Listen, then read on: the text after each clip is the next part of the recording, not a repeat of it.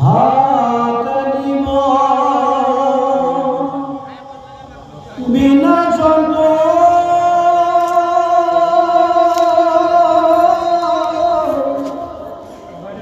মুখে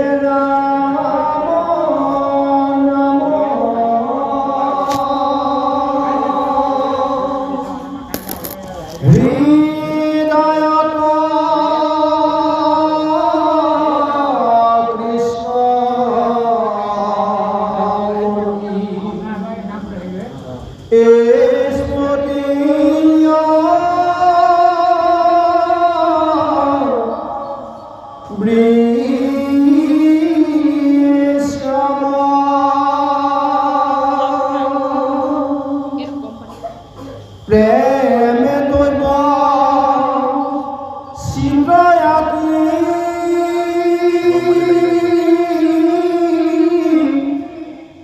রোমাঞ্চ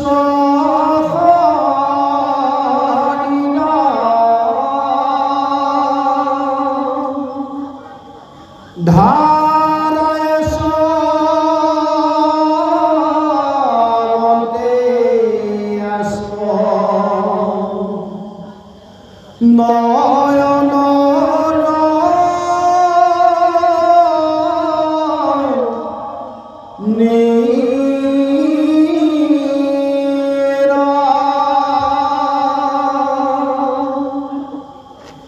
তুলন্ত সজন্ত মহা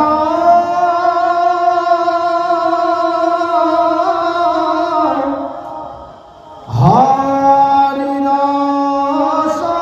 সারিতা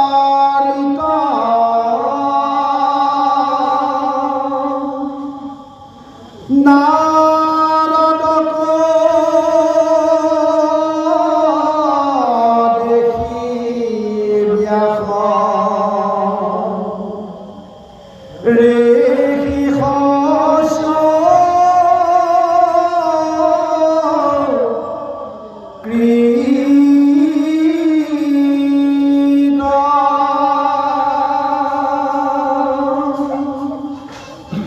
আঠ বেঠে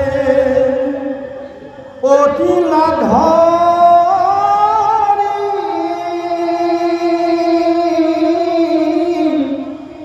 ইয়াকি কাঞ্জলি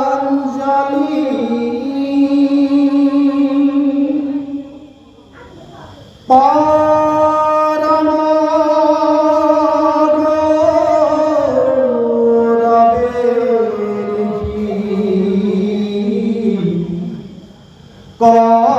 করিয়াছে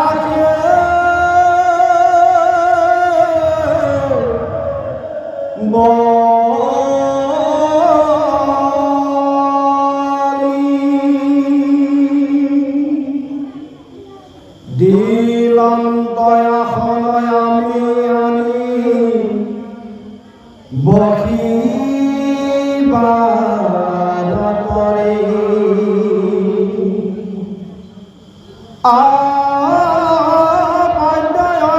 গন্ধে ধূপে পুজিলা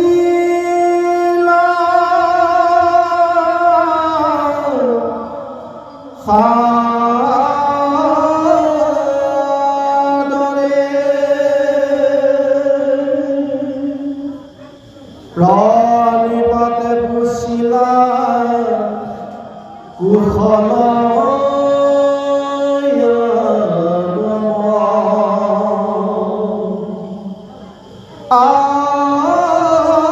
নারদ পুষিলা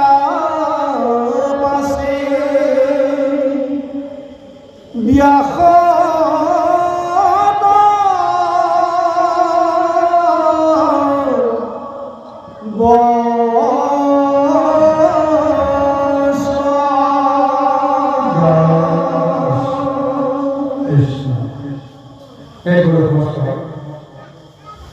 এতিয়া বিশেষ উদ্দেশ্য লৈ নাৰদ আহিছে ভগৱানৰ চৰণলৈ ব্যাসক দৰ্শন দিব আৰু ব্যাসৰ অন্তৰ সঁচাকৈ যে বৰ অশান্তিৰে ভৰি আছে নাৰদে জানে গতিকে নাৰদে এনেকুৱা এটা ৰূপ তেওঁ ধাৰণ কৰিব লগা হৈছে যিটো ৰূপ দেখা পোৱাৰ লগে লগে বিষণ্ণতাত অশান্তিত ভুগি থকা জনেও তেওঁৰ এই আনন্দ মূৰ্তিটো দেখা পোৱাৰ লগে লগে সমস্ত যেন পাহৰি গুচি যায় মনত কিবা এটা উল্লাস যেন জাগৰণ হয় এইকাৰণে তেওঁ এই ৰূপটো এতিয়া অতি সুন্দৰকৈ মনোমোহা কৰি তেওঁলোকে ধাৰণ কৰিছে কেনেকৈ ধাৰণ কৰিছে নিজেতো ইচ্ছা কৰি আমি একো কৰিব নোৱাৰোঁ যদিহে ঈশ্বৰৰ কৃপা নাথাকে এতিয়া নাৰদৰ প্ৰতি ঈশ্বৰৰ কৃপা আছে গতিকে এইকাৰণে তেওঁ এতিয়া নিজৰ এই ৰূপটো হয়তো কোনোবা দৈত্যদানৱৰ ওচৰলৈকে যেতিয়া বিশেষ সংবাদকে দিবলৈ যায় নাৰদক দেখাৰ লগে লগে সেইসকলে হয়তো কিবা এটা খঙতে হওক অসন্তুষ্টতে হওক নাৰদক হয়তো মাতিব লগা হৈ যায় যে কিবা নহয় কিবা এটা হয়তো বেলেগ এটা উদ্দেশ্য তেওঁ লৈ আছে গতিকে এই নাৰদক দেখাৰ লগে লগে তেওঁলোকে অশান্তি পায় কি বা অশুভ ঘটনা এটা লৈ আহি বুলি কিন্তু সেই নাৰদে এতিয়া ব্যাসৰ ওচৰলৈ আহিছে কি ৰূপ লৈ যে হাতে দিব্য বিনা যন্ত্ৰ মুখে ৰাম নাম হৃদয়ত কৃষ্ণমূৰ্তি স্ফূৰ্তি অবিশ্ৰাম হৃদয়ত তেওঁ কৃষ্ণ মূৰ্তি দৰ্শন কৰিছে মুখত লৈ আছে ৰাম নাম হাতত দিব্য বীণা সেই বীণাৰ সুৰ কৃষ্ণৰ নামত কৃষ্ণৰ চৰণত অৰ্পণ কৰিছে কৃষ্ণৰ লীলাই তেওঁ মনত এনেকৈ ৰোমাঞ্চিত কৰিছে যে কৃষ্ণৰ জয়গুণ গাওঁতে ক'ব নোৱাৰাকৈ তেওঁৰ হাতৰ আঙুলিৰে দিব্য বীণাত পৰশ কৰি এক মহাসুৰৰ ধ্বনি উঠিছে সেই সুৰৰ ধ্বনিৰে তেওঁৰ ৰাম নাম মুখেৰে উচ্চাৰণ কৰি কৃষ্ণ নাম গাই গাই আনন্দ মনেৰে তেওঁ আহি আছে আৰু তেওঁৰ মুখমণ্ডলত দেখা গৈছে যে তেওঁ কাৰোবাৰ প্ৰেমত গভীৰত হৈ আছে কাৰোবাৰ মায়াত তেওঁ গভীৰত হৈ আছে কোন সেইজন যিজন তেওঁৰ হৃদয়ত আছে হৃদয়ত থকা জনৰ ৰূপটোৱে তেওঁ ৰোমাঞ্চিত কৰিছে তেওঁ এতিয়া প্ৰেমত গভীৰত কৰাইছে যাৰ কাৰণত এতিয়া আনন্দৰ চকুৰ তেওঁৰ চকুৰ পৰা ধাৰাসাৰ বৈ আহিছে মুখত কৃষ্ণৰ গুণগান হাতত দিব্য বীণাৰ সুৰ আৰু মুখত অবিশ্ৰাম অনৰ্গল সেই কৃষ্ণৰ গুণগান কীৰ্তন কৰি তেওঁ আহি আছে ব্যাসে নাৰদক দেখাৰ লগে লগে ইমান আনন্দিত হ'ল সাধু সন্ত মহন্তৰ দৰ্শন এজন সাধুৰ কাৰণে কিমান মূল্যৱান হ'ব পাৰে সাধুৰ দৰ্শন লাভ কৰি সন্তুষ্টি লাভ কৰিব পাৰে আজি ব্যাসৰ ওচৰলৈকে গুচি আহিছে কোনে ব্যাসে জানে যে তেওঁ ঈশ্বৰৰ অৱতাৰ নাৰায়ণৰ অংশ অৱতাৰ নাৰদ তেওঁ নাৰায়ণ নাম লৈ এতিয়া তেওঁৰ ওচৰলৈকে আহিছে স্বয়ং ঈশ্বৰে তেওঁলোকৰ তেওঁৰ ওচৰলৈ আহিছে এনেকুৱা এটা ধাৰণাও তেওঁ মনলৈ আহিল আৰু লগে লগে সচকিত হৈ তেওঁ আগে উঠি তেওঁ কেনেকৈ আদৰি জনাব খাদ্য অৰ্ঘ এই সমস্তবিলাক তেওঁ দিছে ধূপে দীপে তেওঁ গুণানুকীৰ্তন কৰিছে আৰু আসনে বসনে তেওঁ এটা সুন্দৰভাৱে আপ্যায়ন কৰি সৰ্বশেষত ব্যাসে সুধিছে যে হে মহামুনি তুমিতো সদায় কৃষ্ণ নাম গুণ তুমি জগতত তুমি পৰিভ্ৰমণ কৰিবৰ তুমি ভিতৰ কৰিবৰ কাৰণে পৰিভ্ৰমণ কৰিয়ে থাকা তোমাৰ নিত্য নৈমিত্তিক তোমাৰ কৰ্ম আচৰণ কিন্তু তুমি যাৰ সন্মুখত থিয় হোৱা তেওঁৰ সন্মুখত থিয় হ'বলৈ অহাৰ আগতে কিবা নহয় কিবা এটা তোমাৰ উদ্দেশ্য থাকিব লাগিব যাৰে যাৰে ওচৰত তুমি কেতিয়াও তুমি ৰাম নাম গাই তুমি ঘুৰি ফুৰা কোনোদিন বদৰিকাৰ চৰলৈ আহি মোক তুমি সাক্ষাৎ কৰাৰ নাছিলা কিন্তু আজি হঠাৎ কিয় তুমি মোৰ ওচৰলৈ আহিল তাৰ কাৰণটো মই জানিব পাৰোঁ নিশ্চয় মোৰ ওপৰত আপোনাৰ কিবা এটা আইডিয়া আছে হয়তো মই আপোনাৰ কাৰণে কিবা এটা কৰ্ম কৰিব লাগিব কওক মই আপোনাৰ কাৰণে কি কৰিব পাৰোঁ আৰু আপোনাৰ আগমনৰ উদ্দেশ্য কি মই জানিব বিচাৰোঁ এইবুলি যেতিয়া ব্যাসে নাৰদৰ ওপৰত চাই ক'বলৈ আৰম্ভ কৰিলে তাৰ উত্তৰত তেতিয়া নাৰদে কি সমিধান দিয়ে আহক আমি পৰৱৰ্তী প্ৰশ্নলৈ আগবাঢ়ো কৃষ্ণ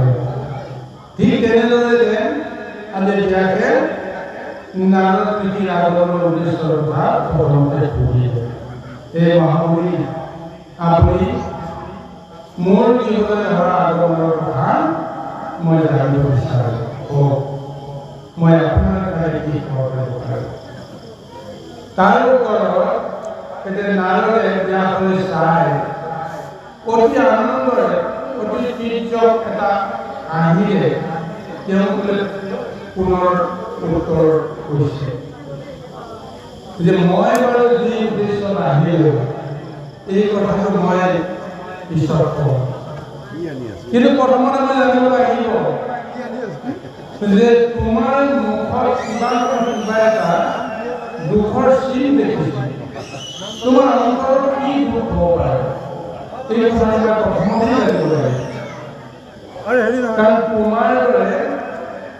এজন মহাযশস্বী মহাপণ্ডিত গুণী জ্ঞানী সিদ্ধ পুৰুষ বৰ্তমান এইখন সংসাৰত নাই। তুমি কি কৰা জগতৰ কাৰণে? তুমি ঈশ্বৰৰ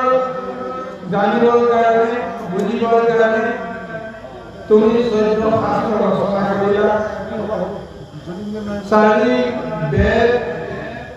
তুমি ৰচনা কৰিলা। বেদৰ যি দুৰ্বুদ্ধ বেদৰ অৰ্থ বুজা ইমান সহজ নহয়। সহজ সৰলভাৱে তুমি এখন বেদক বুজিবৰ কাৰণে 4টা ভাগত বিভক্ত কৰাই বেদক বিভাজন কৰিলা। তুমি ঈশ্বৰৰ তত্ত্বৰ কথা প্ৰচাৰ কৰিবলৈ দিনৰ প্ৰচাৰ কৰিবলৈ গৈ তুমি 14 শাস্ত্ৰ 18 পুৰাণ লিখিলা, মহাভাৰত তুমি ৰচনা কৰিলা। এই সমস্তবিলাক প্ৰচাৰ কৰি এই লোকমানসত তুমি এজন বিদগ্ধ পণ্ডিত, তুমি সৰ্বদান, তুমি সমস্ত জানা। তোমাৰ দৰে গুণী জ্ঞানী সাধু কোনো এই সংসাৰত নাই। গতিকে তোমাৰ সমস্ত জগতে গাই আছে, তাৰ পিছতো তোমাৰ মনৰ কিয় অশান্তি? এই কথা কাৰণ সাধু সন্ত মহন্তৰ অন্তৰত ভগৱতৰ অন্তৰত কেতিয়াও দুখ থাকিব নালাগে, কেতিয়াও অশান্তি থাকিব নালাগে। যদি সাধু হৈ তেওঁ যদি অশান্তিত থাকে, ভকত হৈ তেওঁ যদি মহা দুখত যদি মজি থাকিব লগা হয়, তেতিয়াহ'লে জগতৰ কাৰোৰে অনিষ্ট হ'ব। গতিকে আৰু লগতে নাৰদে কি কৰিলে চাওঁ। নাৰদে জানে যে আচলতে ব্যাসৰ দুখ কি, গুণ কি। এতিয়া সেই দুখ গুণখিনি তেওঁ জনাৰ পিছত প্ৰথমতে আহি গৃহস্থৰ দুখটো খুচৰিব বিচৰা নাই, গৃহস্থৰ গুণটোহে তেওঁ বিচাৰিছে। গতিকে আমি এই লৌকিক আচৰণ আনৰ দুখটো বিচৰাতকৈ আনৰ গুণটো প্ৰথমতে বিচাৰি যোৱাটো দৰকাৰ। কাৰোবাৰ অন্তৰত যদি মোৰ প্ৰতি শুভ বুদ্ধি ভাৱনা জগাই দিব লাগে,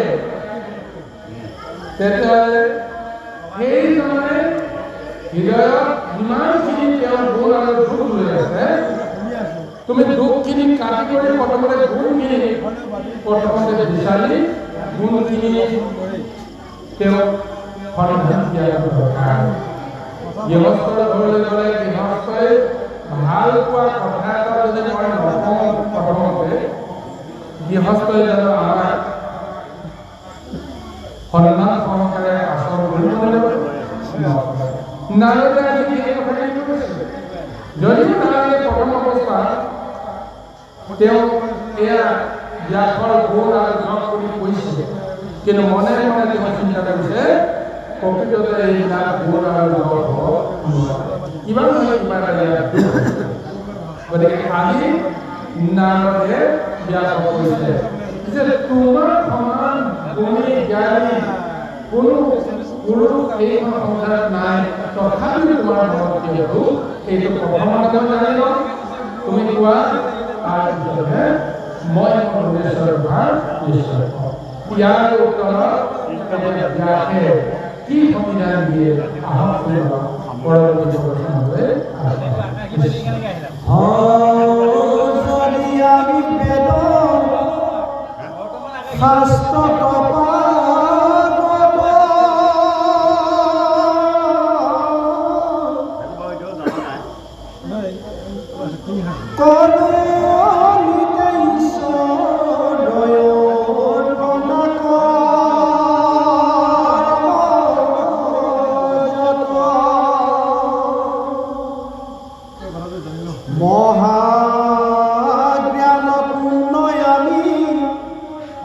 জগতে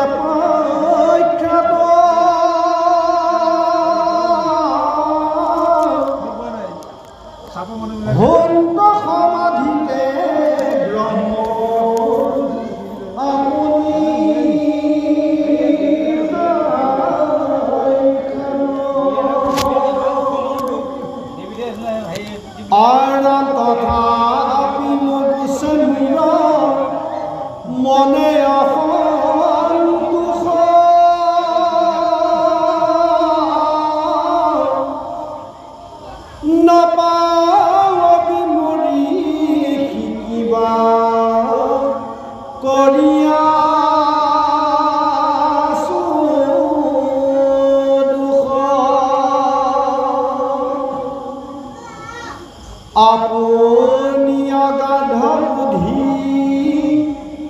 অংশয়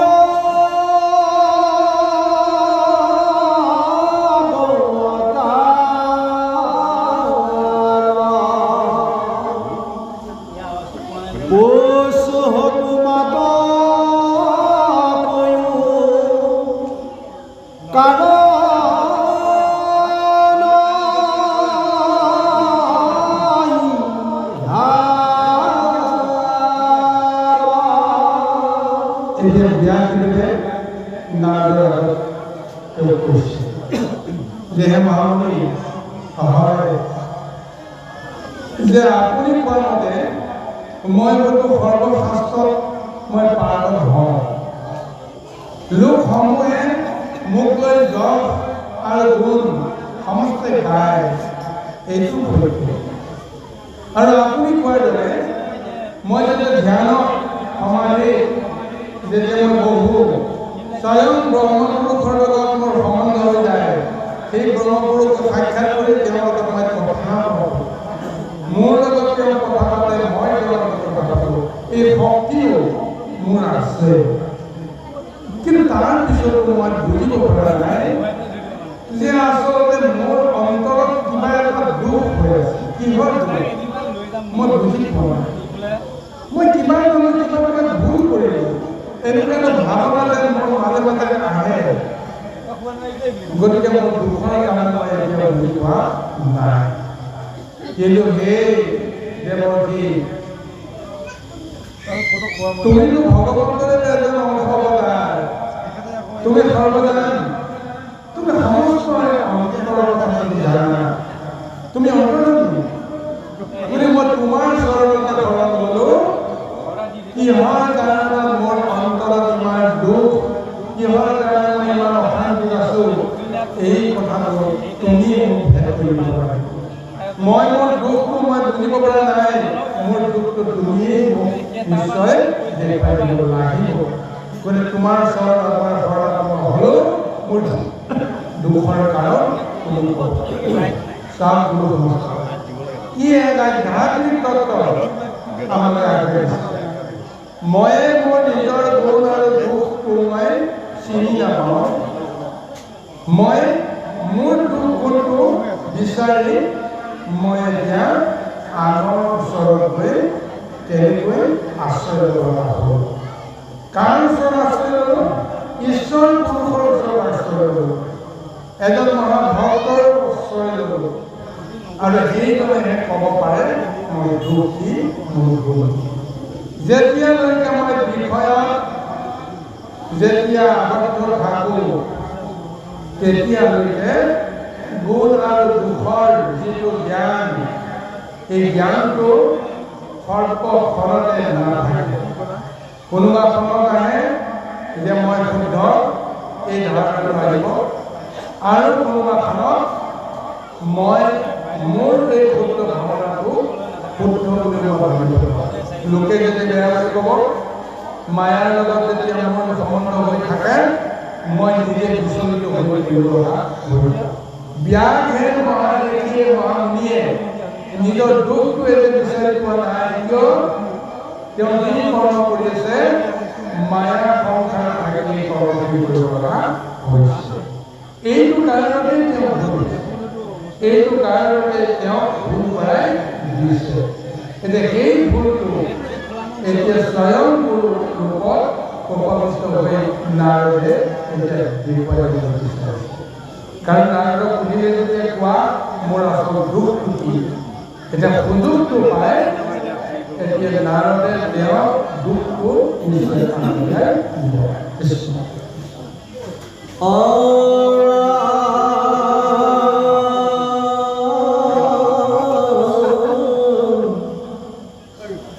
নারদ পদতি শুনা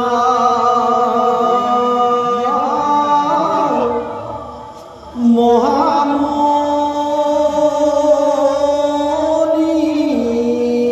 ব্যাস তুমি হে করিলা হবে জগত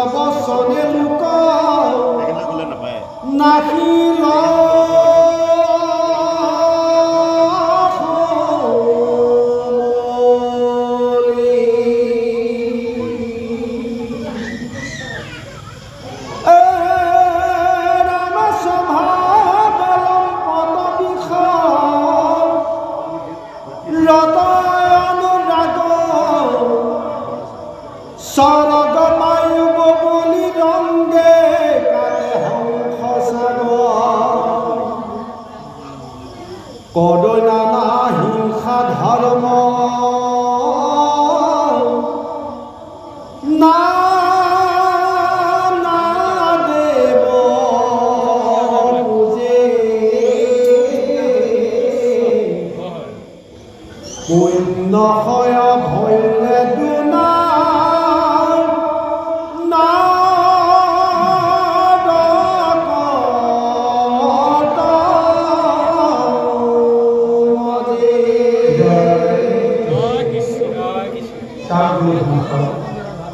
এটা পদর এটি নারদের ব্যাপক কি হয়েছে প্রথমে ব্যাপক জব আর অনুমতিকে গেছে যেতিয়া সুযোগ পাইব যে তুমি মোৰ আচলতে সুযোগী কাৰণ তুমি সৰ্বদান তুমি সমস্ত কথা জানা গতিকে তোমাৰ পৰা কোনো কথা আৰু নহয় গতিকে মোৰ অশান্তিৰ কাৰণে তুমি কোৱা এইবুলি কোৱাৰ লগে লগে নাৰদে সুযোগ পাইব যিটো কাৰণত তেওঁ আহিছিল সেই কাৰণটোতে তেওঁ সুযোগটো লৈ একে আশাৰতে ব্যাসক স্তম্ভিত কৰাই দিলে তেওঁ কৈছিলে কি যে নারদ বলতে শুনা মহামুনি ব্যাস তুমি কে করিলা খবর জগতকে না তুমি কি ভুল করিলে জানা যে তুমি সমস্ত জগতকে তুমি বিনাশ করিলা একেটা ভক্ততে কি ডাঙৰ তেওঁ অভিমান দিলে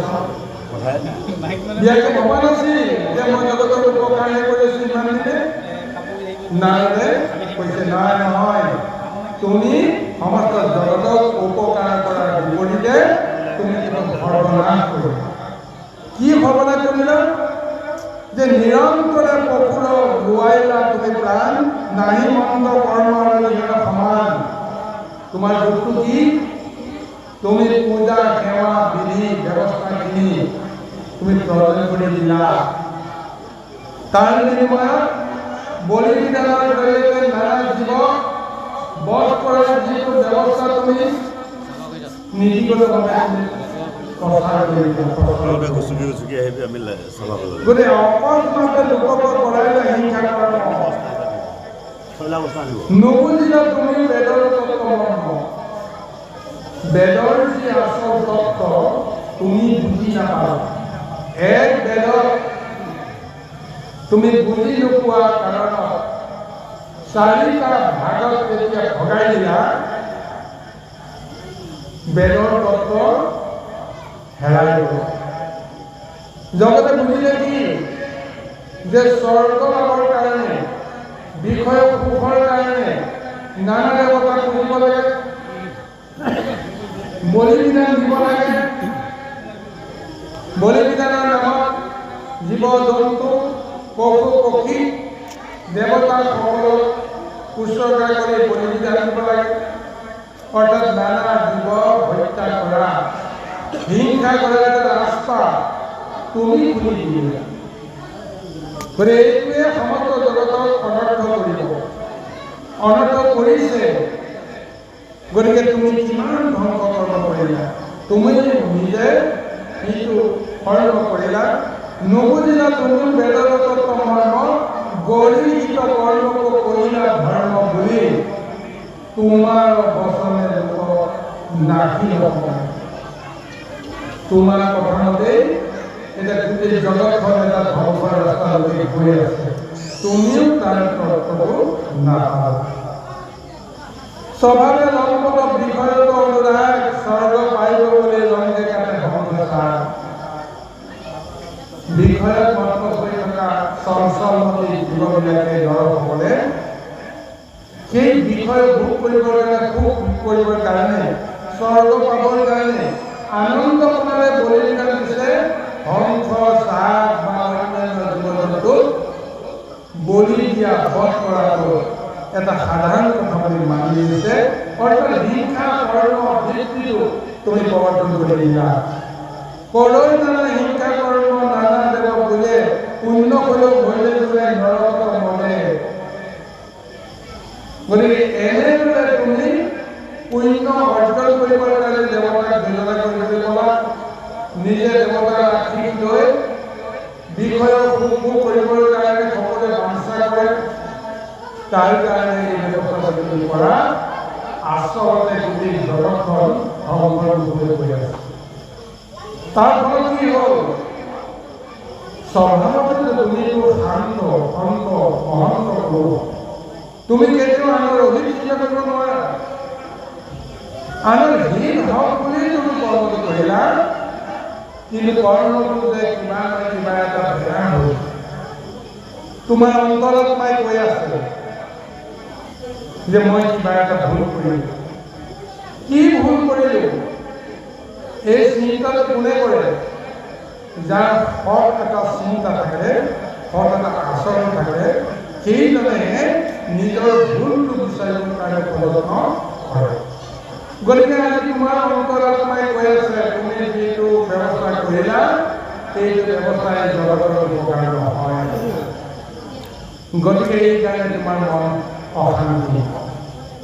গতিকে তুমি কি কৰিব লাগে শুনা এইটো এতিয়া নাৰায়ণে তোমাৰ ব্যাপক কৰিবলৈ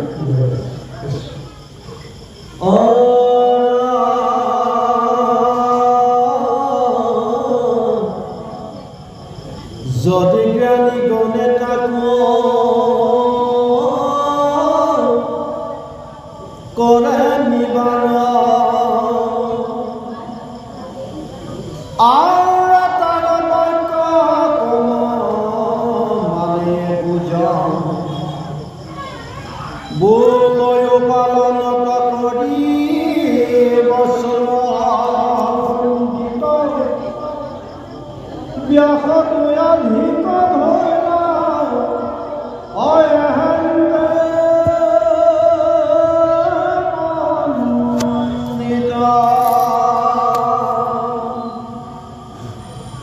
ধৰা প্ৰকটি কহিলা তুমি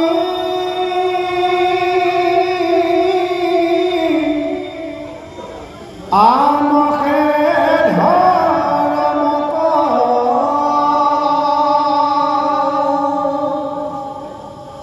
নকৰা প্ৰসাদ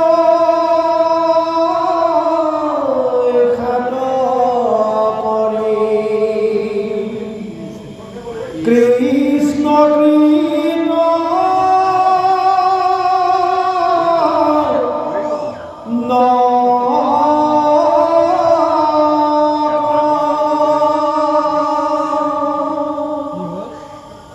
কৃষ্ণ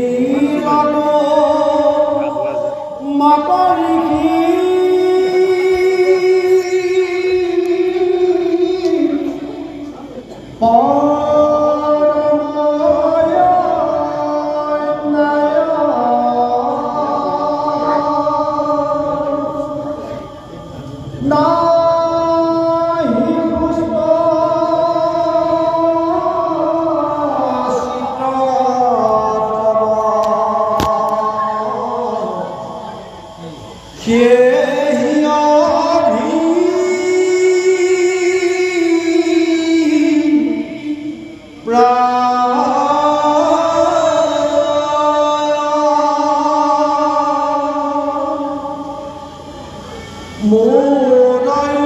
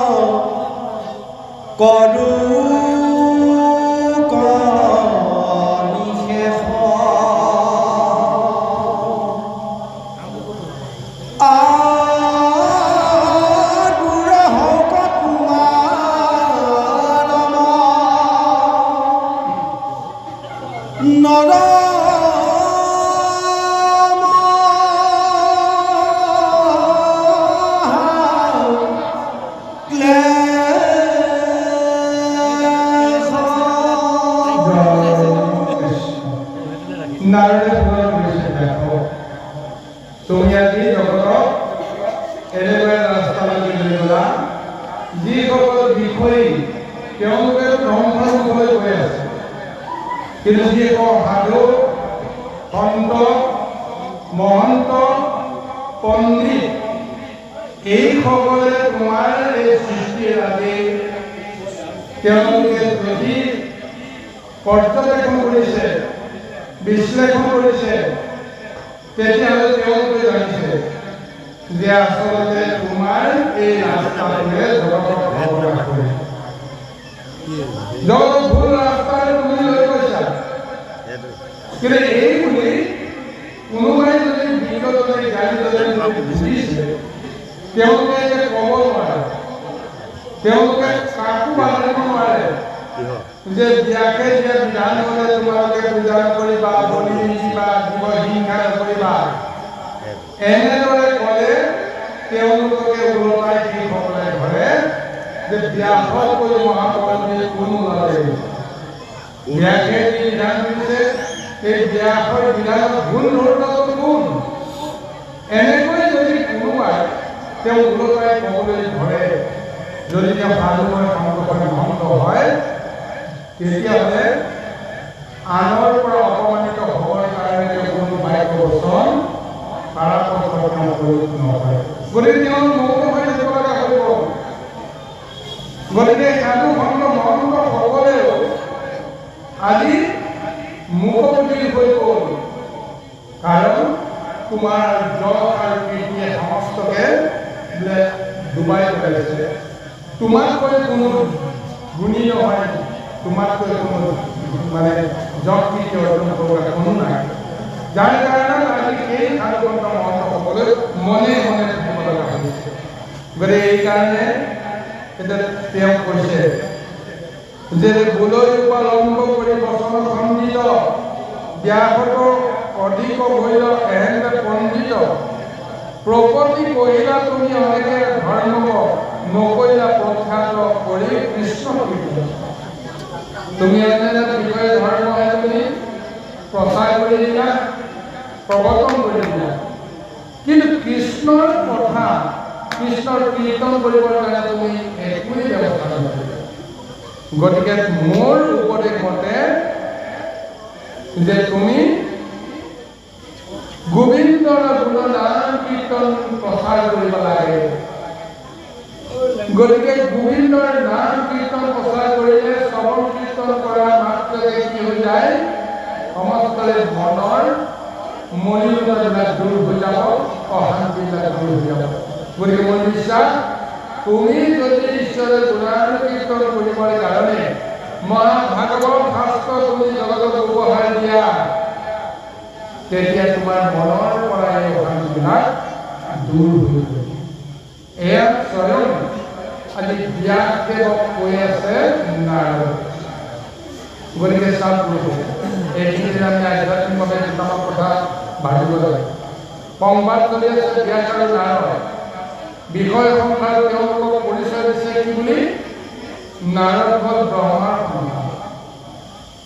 আৰু ব্যাস হ'ল পৰাশৰ মুনিৰ পুত্ৰ দুইজনে মনুষ্য ৰূপে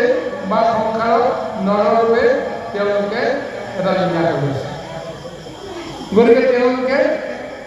কোনোবাজনে ভুল কৰিছে কোনোবাজনে ভুল কৰিছে কিন্তু স্বৰূপতে আধ্যাত্মিকতাৰ যদি চোৱা যায় ভগৱন্ত পুৰুষৰ মহালীলাৰ ২৬টা অৱতাৰ তাৰ ভিতৰত নাৰদ এজন তাৰ ভিতৰত গতিকে ঈশ্বৰৰ অংশ অৱতাৰ ঈশ্বৰৰ পূৰ্ণ অৱতাৰ এই সমস্ত লীলা ভগৱতৰ ইচ্ছামতে হৈছে গতিকে ভগৱতে কেতিয়াও ভুল কৰিব নোৱাৰে গতিকে নাৰদে ব্যাসক কৈছে তুমি ভুল কৰিলা কিন্তু বিয়াকে ভুল কৰিব নোৱাৰে। কিয় ভুল কৰিব নোৱাৰে? কাৰণ বিয়াটো হৈছে ভগৱন্তৰে এটা অৱতাৰ। গতিকে বিয়াকে ভুল কৰিলে বা বিয়াক ভুল কৰে ভগৱন্তৰ ইচ্ছাৰ কথা। কোনোবাই ভুল কৰিব, শুদ্ধ কৰিব, তাৰ গোটেই ব্যৱস্থাটো ক'ৰ পৰা চলাই থাকে? ভগৱন্তৰ ইচ্ছাৰ জৰিয়তে। মোৰ দেহৰ ভিতৰত পৰমাত্মা পুৰুষে ভগৱন্তই যিটো চিত দিব, চেতনা দিব, জ্ঞান দিব, বুদ্ধি দিব, সেইখিনি মতেহে আমি কৰ্ম কৰোঁ। যদি সেই একেজন কৰ্ম পুৰুষে দৈত্যৰ, ৰাক্ষসৰ বা অন্যান্য অভক্তৰ অন্তৰতো আছে, একেজনে সিদ্ধ পুৰুষ গুণী জ্ঞানীসকলৰ হৃদয়তো আছে, সমস্ত জীৱৰ অন্তৰাত্মাতো আছে, একেজনেতো আছে। কিন্তু সকলোকে তেওঁ একেবাৰে চেতনাটো নিদিয়ে।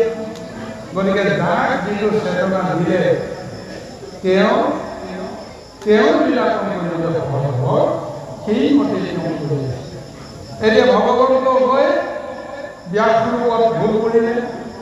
এতিয়া ভগৱন্ত হৈ নাৰদ ৰূপে, গুৰু ৰূপে তেওঁ ভুলটো দেখুৱাই দিবলৈ আহিছে। এতিয়া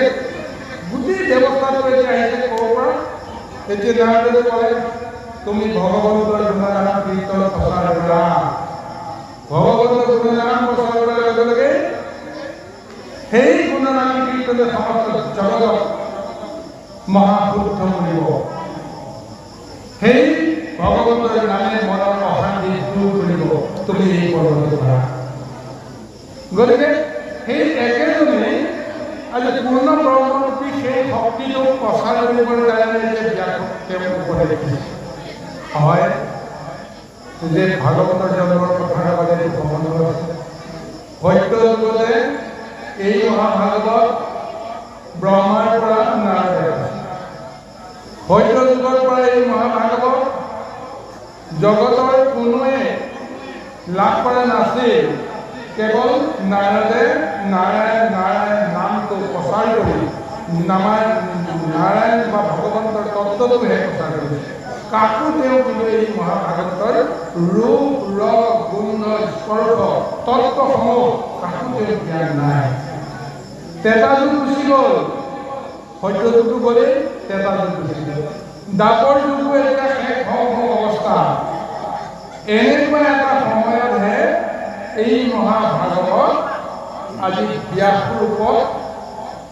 আজি নাৰদে জীৱৰ কাৰণে প্ৰদৰ্শন কৰিছে। গতিকে এই ব্যাসটো হৈছে ভগৱন্ত। এতিয়া ভগৱন্তে নিজে নিজৰ তত্ত্ব কথা এতিয়া তেওঁ জানে, কিন্তু জগতক দেখুৱাই তেওঁ নজনা হৈ আছে। কিয় নজনা হৈ আছে? তেওঁলোকে মনুষ্য ৰূপেহে তেওঁ আজি পৰিচয় দি আছে। তেওঁ পৰাশৰ পুত্ৰ, সত্যৱতীৰ গৰ্ভজাত তেওঁ সন্তান, এই বুলিহে জগতত পৰিচয়। গতিকে তেওঁ কেতিয়াও নিজকে ক'ব নোৱাৰে মই ঈশ্বৰ বুলি। যিসকলে চিনি পায়, যিসকলে জানে, তেওঁলোকৰ মাজত বাৰু সেইটো পৰিচয় হৈ থাকে। এতিয়া এইকাৰণে ব্যাসেও কৈছে নাৰদক তুমি ঈশ্বৰৰ অংশ বনাই, আৰু নাৰদেও এতিয়া ব্যাসক ক'বলৈ কৈ আছে তুমিও ঈশ্বৰে অংশ হ'ব। গতিকে তুমি